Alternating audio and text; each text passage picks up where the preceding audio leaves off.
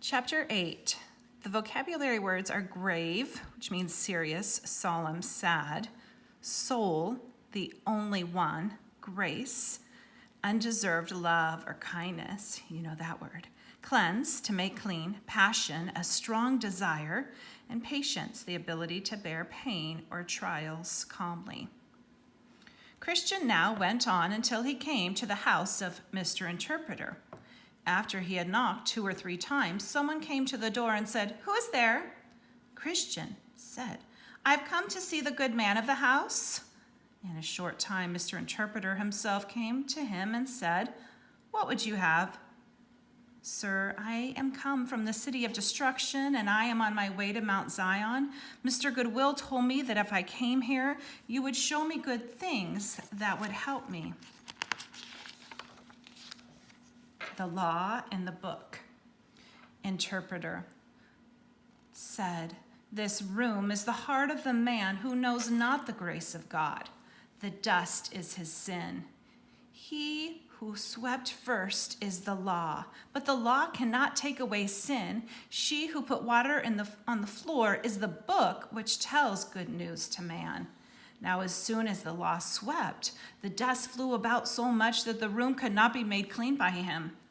This is to show you that the law, as it works, does not cleanse the heart from sin.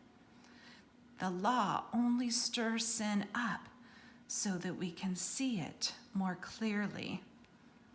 Then you saw the young girl come in to put water on the dust.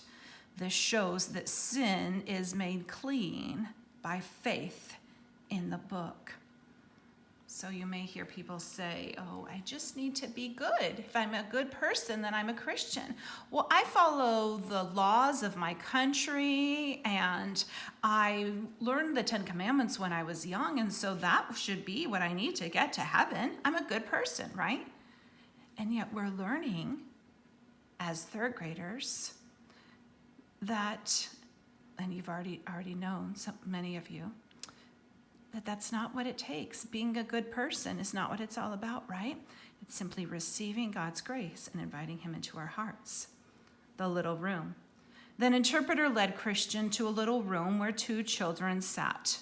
One child was named Passion and one was named Patience.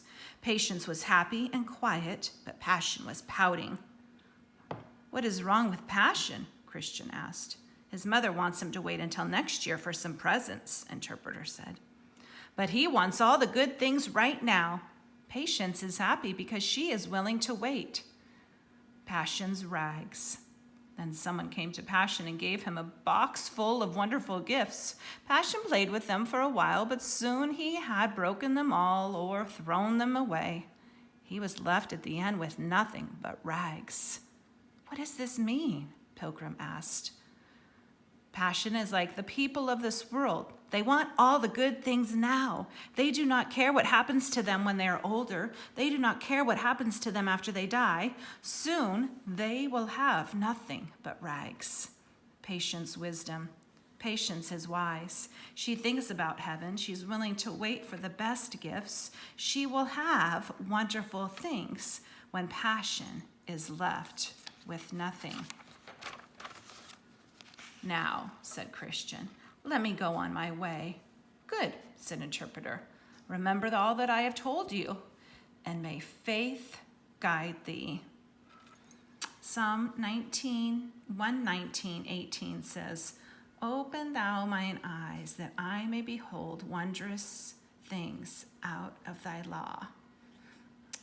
And third graders, you are either someone who is like Patience or someone who is like Passion, okay?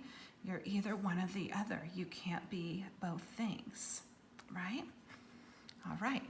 Now, be sure to comment here. This is a good place to ask a question, a good time to ask a question here in the assignment in Google Classroom, or make a comment if you're willing to be vulnerable and say which one you are more leaning towards, if you're Patience or Passion, or if you have questions about fully committing your life to Jesus.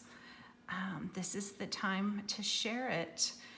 Typically in the classroom, we'd be having a class discussion, right? But while we're not in the classroom, the building, we can still have a discussion and be respectful of each other in our Google Classroom.